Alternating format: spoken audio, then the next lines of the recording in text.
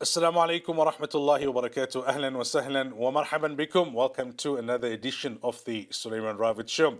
So, this week we're not talking politics per se, nor are we discussing any social or religious matters on the program. Today we're looking at a book, a very interesting book that has been written by a very interesting individual. You may have heard about this book titled For My Country by Temba Maseko, a man who has worn many hats in his life thus far. Perhaps most prominent amongst them, spokesperson for government, then him coming out and making certain revelations that caught the attention of many in the country. Also, the Zondo Commission of Inquiry not too long ago, you may remember that as well.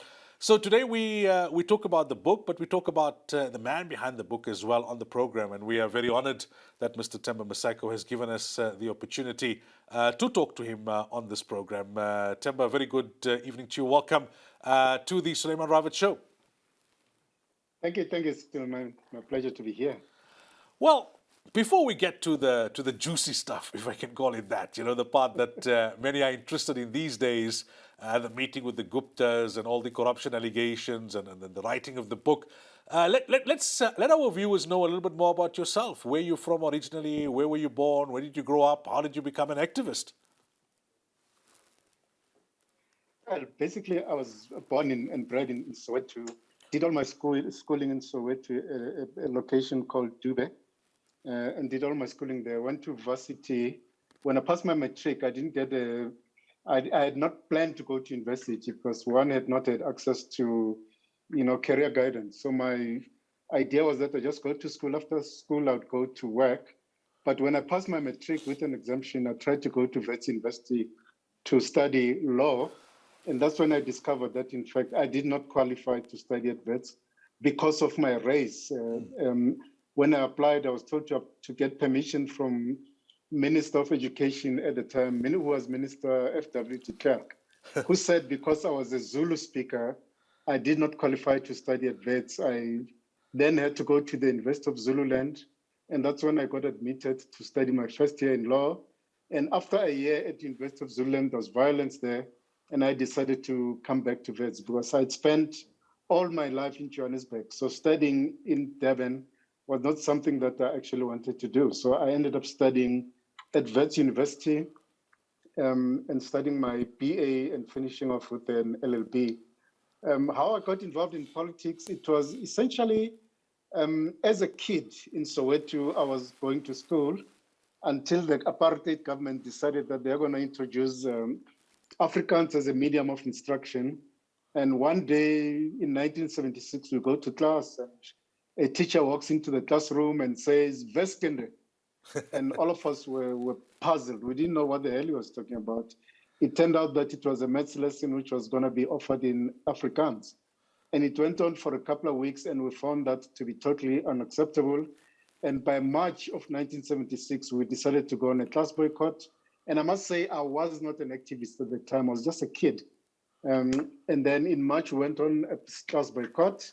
And in 1976, then there was a broader protest by students from all schools in Soweto, something that ended up being known as the 1976 June Uprising. And that's how I actually got involved in activism. Eventually, when I got into university, I became a full-time activist when I joined the student organization called Azanian Student Organization. So that's how my involvement in politics actually began. Now, before you became spokesperson for cabinet, what did your career path look like? What was the trajectory of your career prior to that? Well, as a student activist, I ended up getting involved in many anti-apartheid education struggles and NGOs. I became an active member of the National Education Coordinating Committee, which was basically an association of parents, students, teachers, and community organizations who were trying to address the education crisis that was gripping our country at the time. And that led me to become involved in education struggles broadly. And in 1994, when the ANC was compiling its list of MPs, I was nominated to be one of the education activists who were elected into parliament as members of parliament. I spent a year in Parliament. I got bored because I thought I was a bit young to get involved and sit in Parliament for the rest of my life. So I resigned my seat from Parliament and applied for the job as head of education in Gauteng. And I became the first head of education in the newly established, in fact, my job was to establish the Gauteng Department of Education, GDE as we know it today, Wow. which was basically a department that was established to put together the colored, African, Indian, and white education departments and establish that into a single education department for the province with Mary Metcalf as my boss. So I served in that role for 5 years, setting up all the structures and systems for education in Gauteng. After that, I left government. I went to the private sector. I went and became MD of a Damlin Education Group. I got bored in the private sector. I decided to go back to government. I applied and became DG of Public Works, and that was in 2000. And from Public Works, I went into government communications. That's when I joined GCIS, and that's when I actually became the government spokesperson. And that's what led me to my interaction with the corruption scandal that became known as state capture. Yeah.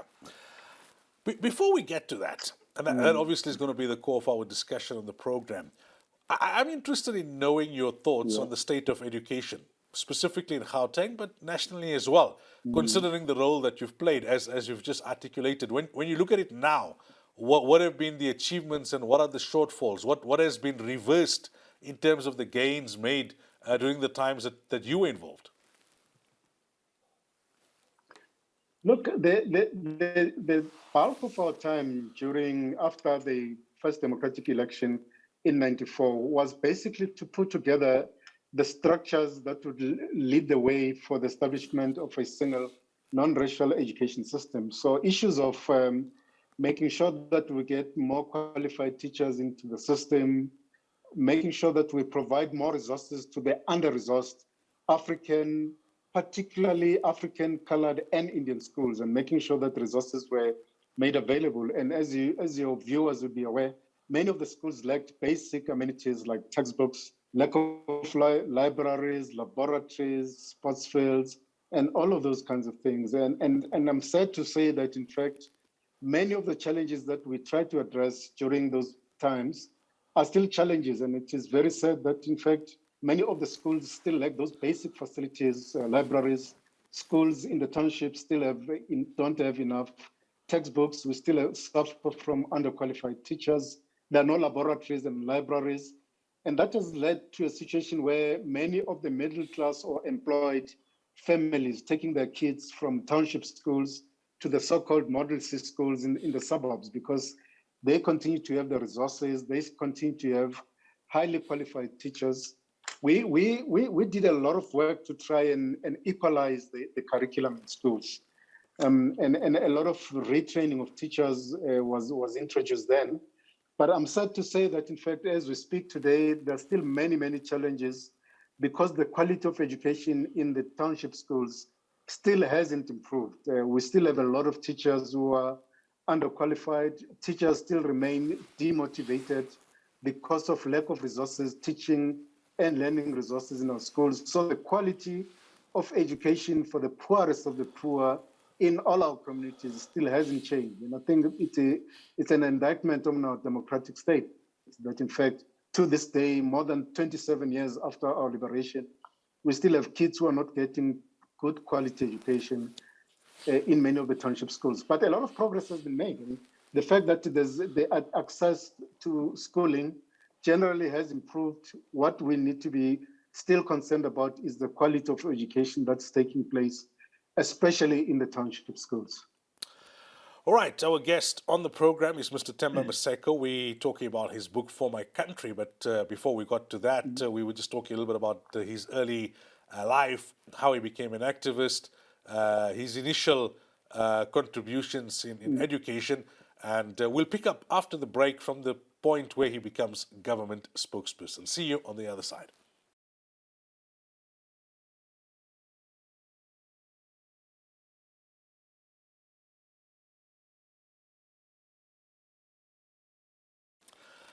Welcome back to the program. So our guest with us is Mr. Temba Maseko, and we're going to be talking about his book, For My Country. Prior to the break, we were talking about his early life. Temba, being a government spokesperson, what does it entail? And there's a reason I ask this question is because for the viewers out there, or even listeners to radio programs or readers of print media, you get to see the spokesperson answering questions. Sometimes you actually feel sorry for a spokesperson because his superiors take certain decisions or make certain statements, and now the spokesperson needs to navigate around that, look like he's being very logical and professional, but at the same time, no one's really buying the argument. So they see the face, they hear the voice, but what happens behind the scenes? What does it entail being a spokesperson for government? Well, it's quite a heavy task because in my case, it firstly entailed attending all cabinet meetings, reading all the documentation, all the cabinet memoranda, policy documents, having discussions with the ministers who are proposing policies, and then attending a cabinet meeting and then listening attentively, not just to the decisions, but also to the discussions and the debate and the logic that informs a particular policy decision. And once that decision is taken, your task is to then compile a statement that captures the essence of a policy and make it accessible to the public in general. So my job would be to sit and listen to decisions of cabinet and then preparing a statement and then going to face the media to announce those decisions to the public, which entailed also spending more time with the head of state, like for instance, your president, to make sure that what I ultimately communicate to the public is something that he fully supports and understands, and understands the minor nuances that needed to be communicated in articulating a policy position. So sometimes a lot of the decisions that you have to announce as a spokesperson tend to be controversial decisions, but your role as a communicator is to make sure that those are articulated and communicated to the public in the simplest and most understandable way possible. So it involves a lot of hard work, a lot of sleepless nights, and making sure that we are thoroughly prepared to communicate. And once you've issued that statement, you've had a press conference. My press conferences were attended by up to 30 or 40 journalists at a time. And you cover all their questions. And after the press conference, you then have to conduct lots of interviews, such as these ones, on television, be on radio, to further elaborate on the decisions that you would have announced as government spokesperson. And as I say, some of the decisions are controversial, but some of them you may not even as a person agree with the decisions, but your job is not to pass judgment on those decisions, is to simply communicate a lot of those. So the challenges that you face then as a communicator is to also make sure that you become very accessible and listen quite attentively to the questions that your journalists are asking, but also try and understand the concerns from the public. Yeah. And what I noticed today is that a lot of the communicators tend to be very aggressive and tend to be very impatient and not address the questions that are being asked by journalists and end up fighting with the journalists, which in my view is very unfortunate because journalists are trying to do their job. They're asking tough questions, but they're doing so because they want the public to be informed. So understanding the role of journalists becomes very important as a communicator, because you must know that, in fact, journalists are also doing their job to ask the tough questions. Your job is to provide the right answers to the journalists to make sure that the public is properly informed. There must have been an element of excitement, being the fly on the wall, being able to hear these discussions and these debates and the robust interaction between the political heavyweights and being in cabinet meetings, being the face and voice of the government, interacting on a daily basis on behalf of the government to its people. I still consider that role to be a privilege, I must tell you. When I took the job, I was not informed. I did not realize that, in fact, I would end up attending cabinet meetings. I thought my job would be for cabinet to meet and then come and tell me what their decisions were. And I discovered when I took the job that, in fact, I had to sit in all cabinet meetings and listening to the debates and the discussions that took place there was indeed a privilege, and it's something that I'll keep in my memory for the rest of my days. So it was quite an important role, and I must say I thoroughly enjoyed it. But yes, you're right. You become the voice and the face of government. But importantly, the job is easier if the cabinet is united and it has very strong leadership. So when you are going out there to face the public, you know that in fact you're communicating decisions that have been thoroughly debated, but the cabinet ministers are, or the whole of cabinet are united behind that particular decision. So that makes the job a lot more easier. I don't envy government communicators these days because you find that in fact ministers don't always have the same views, don't share the same views on a number of issues. So as a communicator, it becomes very difficult to be face of a government that doesn't seem to be always united on many policy issues. And I was fortunate that, in fact, if there were issues that were not very clear, I was able to walk into President Becky's office and say, President, this issue is not very clear. The ministers don't seem to be united. What should I say? And he was able to give me very good direction to say, this is the position of government. The same with President Mutlante. When he was president for a short period, he was able to give direction to say, yes, I agree with you. There was a bit of debate. There's no clarity, but this is the government position. So it makes it easier if you know that you've got the full backing, support, and the guidance of the head of state. And that's how my job was easier during those days. What about when you have an ethical kind of debate within yourself? Let's take the Mbeki era and the government's position at the time on HIV and AIDS and antiretrovirals. Later on, we came to know that there were many within the ranks of the party, and it would seem within government as well, that did not share the president or the health minister's view on things. How is it for a spokesperson to navigate around that kind of an ethical dilemma where your own ethics tell you otherwise very strongly, but you not only have to communicate government's position, you have to kind of attach a logic to it and even defend it? Well, as a communicator, you have to take a principled position that I will serve for this government for as long as it continues to take decisions that are aligned to my values, my principles, and my ethical standards. Yeah. Fortunately, I assumed this job, that job as government spokesperson, at the tail end of the HIV/AIDS debacle in government. It was at a time when government, as a collective, had already decided that, in fact, there would not be any debate or questioning whether HIV caused AIDS or not.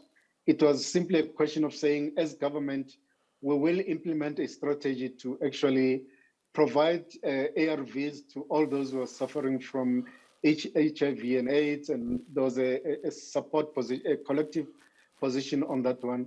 It was accepted that President Mbeki will actually step aside from that debate and let the official government position to prevail, and that made my job easy. But if you're a government spokesperson or a spokesperson, even in the private sector, if you are working for an institution and that institution begins to take decisions that are not aligned with your values and principles, it becomes very difficult for you to stand up and articulate positions that you don't agree with. And in that situation, your role as a government communicator is to take a principled stance and leave. So, for example, those government communicators who were in government after I left, during, for example, the Inkandla scandal, if you see that government is actually adopting too defensive an approach, which was to try and defend indefensible. In that situation, I would have walked out of the job and said, I can't do this job because I don't agree with what cabinet is doing. That's what government communicators or communicators in general are supposed to do. If you don't agree with decisions and policy lines of your employer, your job is to actually walk away. But fortunately, during my stint as government spokesperson, there wasn't any major policy position that I disagreed with that would have led me to actually take a decision to walk out. I mean, the only example that I can think of where I was caught in some kind of conundrum was when the President Mbeki suspended Advocate Vusi Pico as the director of the NPA book to say, we've taken this decision. Your job is to simply announce. I knew it's going to be the most controversial decision taken or process that was followed. But nonetheless, I did speak to my minister, Esop Pahad at the time, and we decided that I should continue announcing that decision. That was the only I felt in a tight spot. And because that decision was also not discussed or debated at the level of cabinet. So many ministers got to know about the decision to suspend Pikoli from the media, from me announcing it. It wasn't a decision that was discussed, a decision taken by the president. So that was the only example. That's the only example I can think of where I was actually in a tight spot. But other than that, I think many of the decisions I announced were decisions that were supported by cabinet as well. Now, looking back at that era, I mean, Polokwane happened, and then you had a so-called caretaker president in President Motlanthe, and then from there onwards, you moved on to the Zuma era. What's your recollection of that period and your own emotions at the time? Well, it was tough because when President Mbeki was recalled and he decided to actually resign himself out of his own volition and not contest the decision of the ANC, NEC, which decided to recall. One of the complex issues we had to deal with, for example, was the fact that the decision to recall him as president happened a few days just before he was supposed to attend the United Generals Assembly in New York and deliver a speech on behalf of the country. And the decision to recall him basically meant that South Africa did not participate in the debate. Secondly, when he decided to leave government, many ministers decided to resign from cabinet in solidarity with President Mbeki, but also because they were in principle opposed to the decision of the NEC.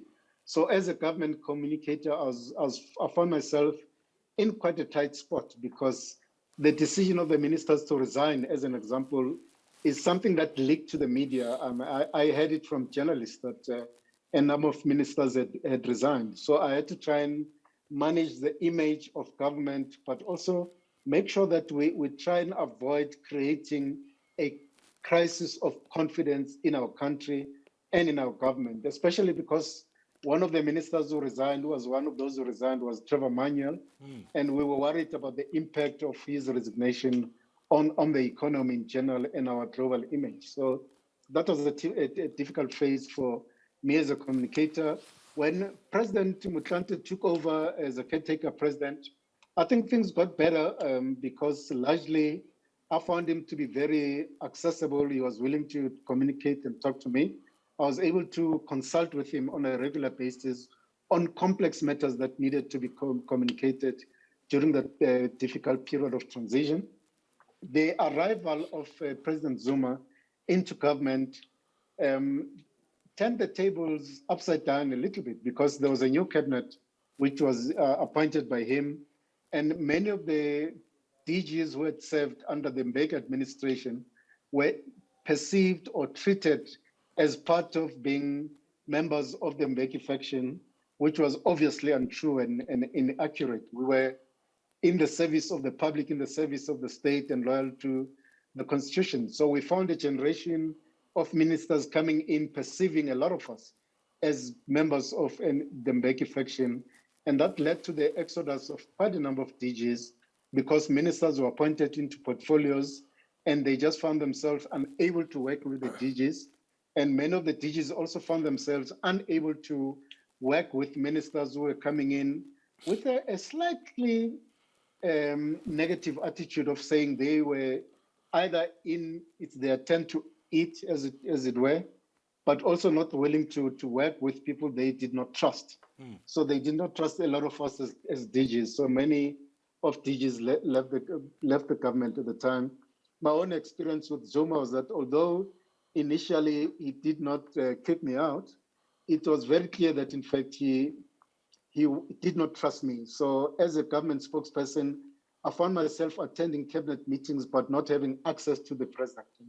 I made several attempts to have a one-on-one session with him to discuss communication challenges, communication issues, but at no stage did I get an opportunity to have a meeting with him as president of the country. So it made my job slightly difficult. And I realized that, in fact, my days were numbered. I mean, when, for example, I was organizing a press conference to give him an opportunity to announce a new cabinet.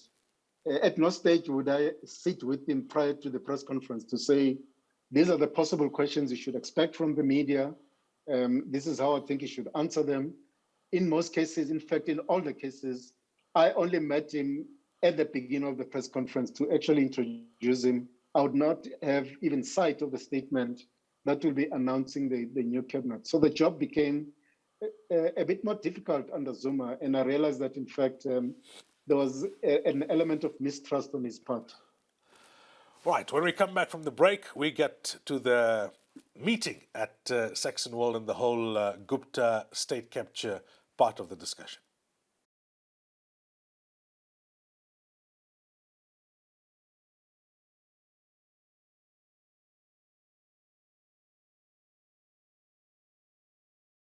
Welcome back. So we're speaking to former government spokesperson Temba Maseko about the book he's written, For My Country.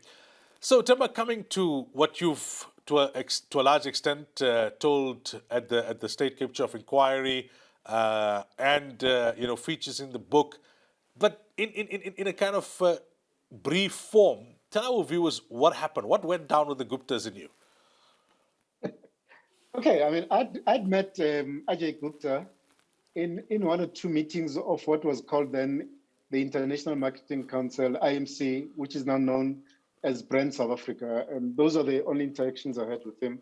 And then later on, he started calling me to say, listen, he'd like to, have a meeting with me. Initially, I resisted meeting him because there were already rumors and stories in government corridors and in the media that, in fact, he was having unethical interactions with ministers and government officials. So initially, I resisted meeting him, but eventually, when he was persisting, I decided, listen, let me go and hear what he wants to talk to me about, because there were already rumors that he was establishing a media company. So I wanted to hear what this media company was about. And we set up a meeting, and he said the meeting must take place in Saxon World. And at the time, I didn't think about it. I just agreed, okay, I'll come to your house. We'll meet at Saxon World. And on the day of the meeting, as I was driving out of my building, GCIS building, I then get a call from the President Zuma, to say, there are these Gupta brothers who need my help, and I must go and meet them. I was surprised by that call for two reasons. One is that in the more than almost a year that President Zuma was in the office as president, he had declined all my requests to have a meeting with him. He had never called me at all. So that was the first call he was making. So that was one surprise. The second surprise was that he called me to assist the Gupta brothers on the day, literally within the hour of my meeting with Ajay Gupta. So I found that call to be a bit strange. And in my head, I started thinking that, in fact, this must have been a deliberate move on the part of Ajay Gupta to demonstrate to me that he has connections or is linked to Jacob Zuma. And that call was meant to actually put pressure on me to actually cooperate with him. But I thought of not attending the meeting, but part of me said, let me go and hear what Ajay Gupta wanted to talk to me about. So I went to the meeting. I get to the meeting in Saxon World, and Ajay Gupta did not mince his word. He just told me that, in fact, and I give more details about this in the book. He just told me that he was setting up a media company, starting with a newspaper called the New Age.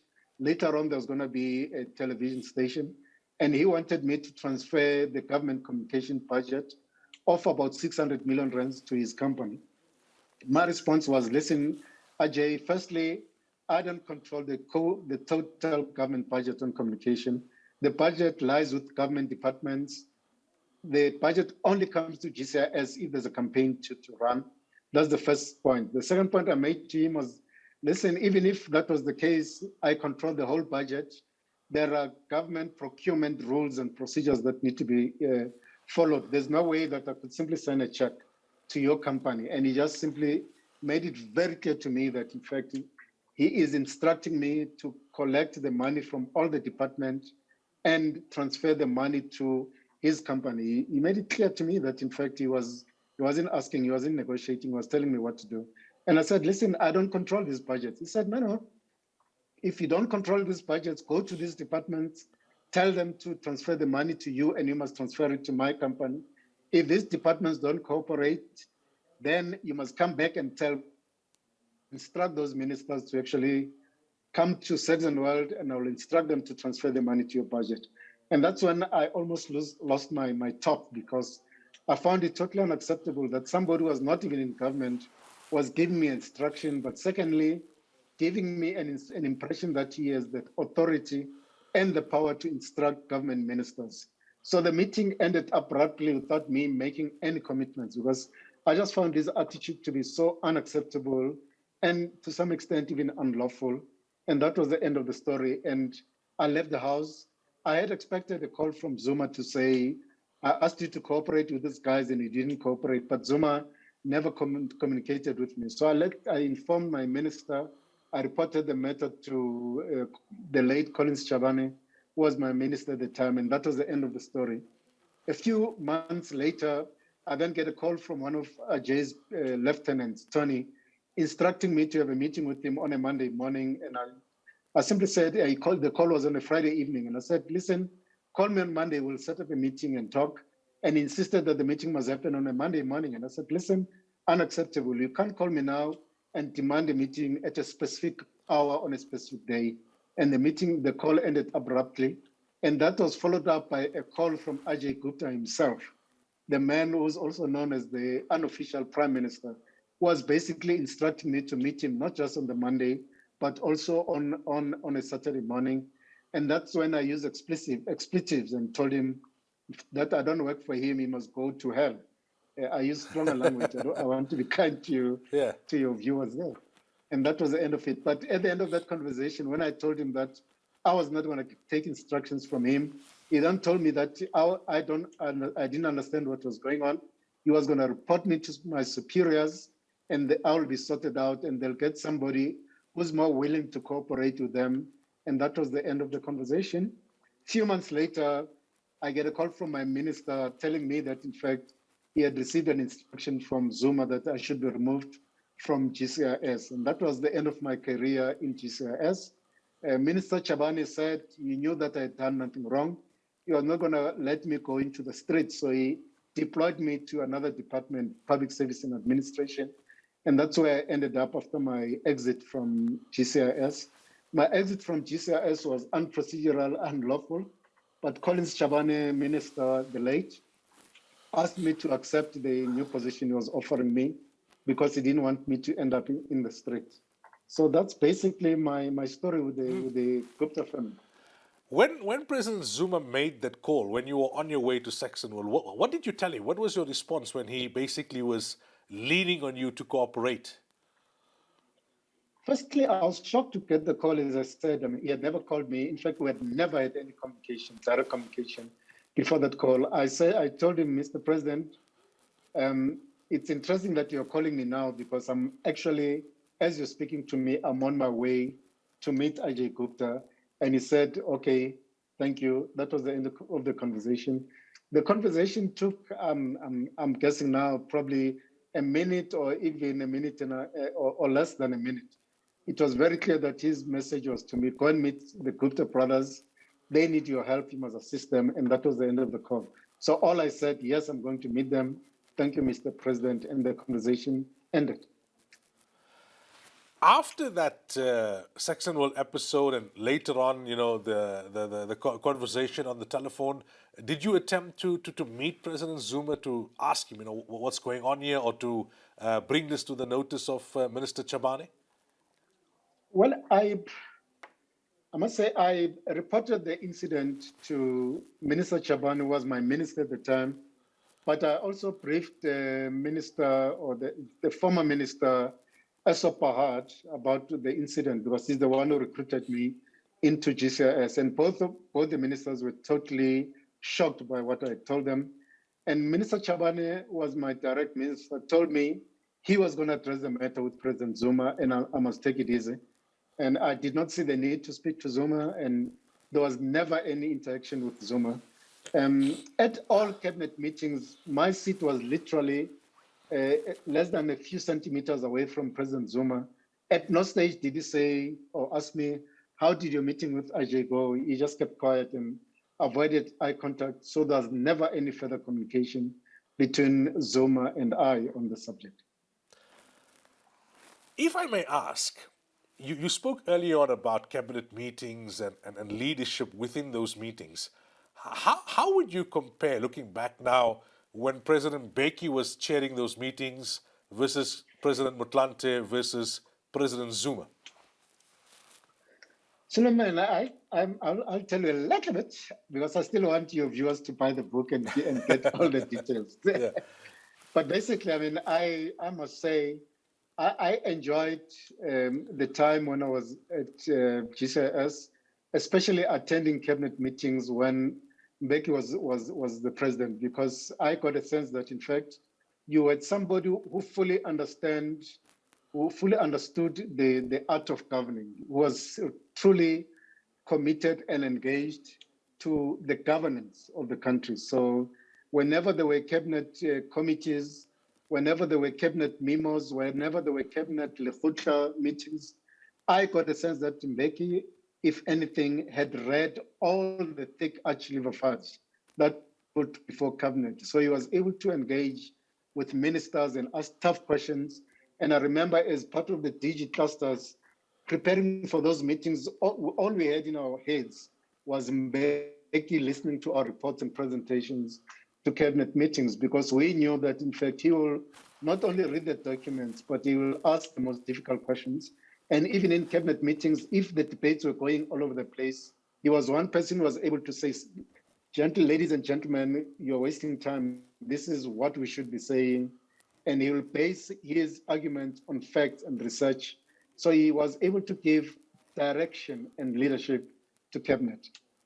When Zuma came to the picture, I got a sense that, in fact, issues of governance were starting to slacken a little bit because everybody knew that, in fact, they could present anything they wanted without having to worry too much about being interrogated and questioned by the president, was sitting at the head of the table. So I saw a lot of ministers beginning to come up with a number of policy initiatives, not making sure that there was proper consultation, making sure that, in fact, if there's a policy proposal, there was sufficient understanding of the financial implications of even policy proposals that were being made. So you saw a lot of policy positions being made and approved by cabinet without anybody sitting down to say, can government afford this policy? One classical example will be this policy that was approved of free education for universities. That policy, however good it may have been, it was not properly and thoroughly discussed in government. There was no understanding of the full financial implications of that. And that's what I began to notice, that under Zuma, a lot of that was starting to actually suffer. There wasn't any thoroughness in terms of policy proposals and policy discussions and debates. So yes, the departure of Mbeki from government was a bit of a loss, and the arrival of Zuma actually basically led to a weakening of governance systems. And that's why I think we started seeing policy uncertainty emerging in many sectors of our country, especially in the economic cluster, because there wasn't any person who was actually pulling all of these things together to make sure that correct economic policies are approved. Do you still have contact with former Presidents Mbeki, Motlanthe, and the ministers of that era? Do you chat about the state of the country and the way forward? Look, when I left government, and especially when I started, because initially I started defying Zuma and the Guptas, and that led to me leaving the public service unceremoniously. And after a few years, I started becoming a whistleblower, and that is starting to talk openly about what I saw as going wrong in government, exposing especially what my experience with the Guptas and President Zuma at the time. And that led to a situation where many of my comrades, especially in the ANC, began to see me as some kind of what I may term a pariah or an enemy of the state. And that's when I lost contact with many in my movement. So I've had less and less contact with ministers and former presidents.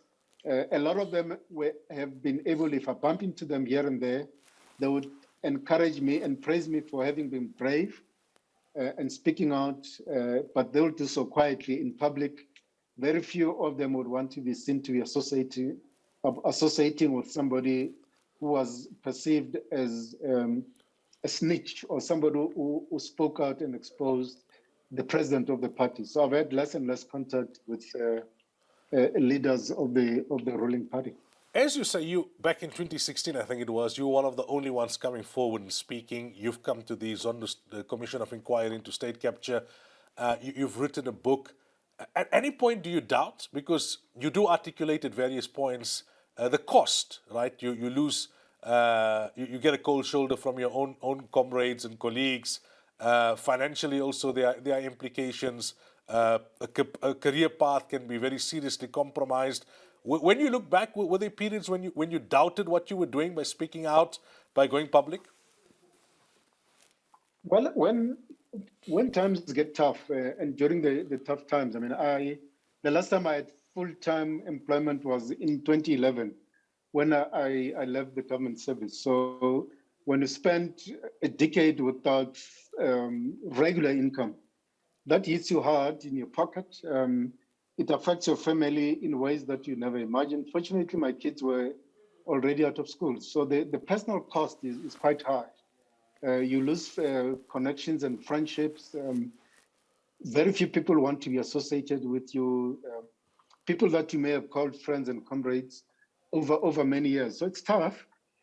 But I must say, do I ever regret having defied Zuma and the Guptas, having spoken out and exposed what I consider to be shenanigans or unlawfulness or bringing the underworld into the state apparatus? I don't regret that one bit.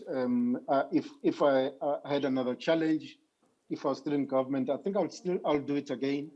But maybe I'll think twice about bringing my family into confidence, because I never spoke to them before I spoke out. The biggest disappointment was the private sector, because you'd expect the private sector to be very supportive of people like myself. But if you're seen as a political risk, many of the private sector companies that I was hoping were going to create opportunities for me were not willing to do so. So it became tough. I mean, I became known as what is called the politically exposed person. So you can't get a job in the public sector, you can't get a job in the private sector. You can't even raise funds to start a business because you're seen as a political risk. Even when you have a few pennies that you get from wherever you invest them, you also have to justify where exactly you got the money from, because you're seen as a politically exposed person. So it is a tough space to be in. And I think that's why it becomes important for current decision makers to think of creative ways of protecting whistleblowers and making sure that those who expose corruption don't end up being the pariahs of society and end up being on the margins of society. But do I regret the decision? Not one bit. Could I have planned better to make sure that I don't end up in the margins of society? Yes, maybe I could have thought and planned better for that. But I don't regret the decision. I'll do it again. Finally, then, okay, the Zondo Commission of Inquiry has taken place. You know how it is with commissions of inquiry. The report can sit and gather dust for quite some time, or even if it doesn't, will something tangible come out of it? Zuma's been to prison. He's now on medical parole. No one really knows what's going to happen with the corruption trial. Ramaphosa was seen as the messiah who was going to clean up.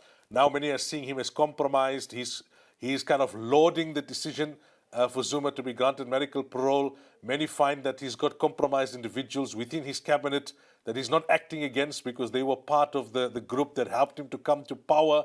How optimistic are you about the party, the ANC? I mean, a party that couldn't even get its candidate list in on time, and the country? I'm going to be in more trouble for saying this, but my confidence level about the ANC at this stage and its ability to rebuild itself is actually very low at this particular time. I think that the issue of factionalism has gone too deep and it has destroyed the fabric, the social fabric, political fabric of the party. It's going to take a long time to fix the ANC.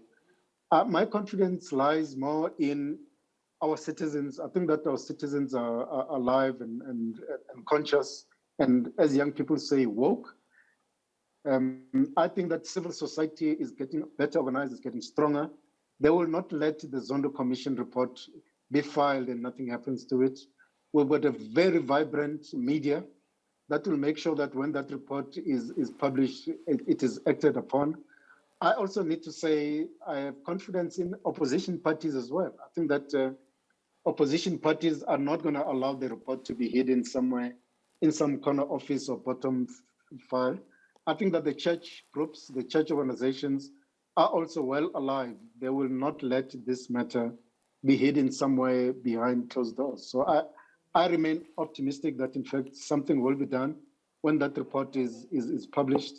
I like what the President Ramaphosa has done by already strengthening the NPA by appointing new people, new leadership in the NPA. I think we need new people in the leadership of the police service. I think the judiciary remains very strong and remains the cornerstone of our democracy. The judiciary will also not let this report to be hidden somewhere. So I remain very optimistic that, in fact, the Zondo Commission, I know a lot of people are complaining about the cost it has caused this nation to complete its work. But I think the Zondo Commission will not be hidden by anybody. I think something positive is going to come out of it. The most important thing is that people will be held accountable. Those who participated, benefited, and aided state capture, in my view, need to be prosecuted. We need to see more and more politicians who are involved in state capture behind bars wearing orange overall, irrespective of their positions. And that's the only way we can say we make progress. But on the back of that, we need to then start building a democratic state, getting professionals to be appointed in government, because we need to have a professional public service with people who are loyal, not just to political parties, but people who are loyal to the Constitution, people who are loyal to this country, being appointed into senior government positions, not just people who are going to be loyal to a political party. People must be appointed on the basis of the professionalism scale, but most importantly, they must be loyal to the constitution of this country. And if we do that, I think that we would have set a new foundation for democracy to be strengthened and to grow. Absolutely. Temba Maseko, fascinating discussion. We thank you for your time. Thank you, sir. Thank you to your viewers as well. Thank you. Former cabinet spokesperson Temba Maseko talking to us about the book he has written for my country, exposing corruption during the so-called state capture years. To the viewers, until next time, next week, inshallah, assalamu alaikum wa rahmatullahi wa barakatuh.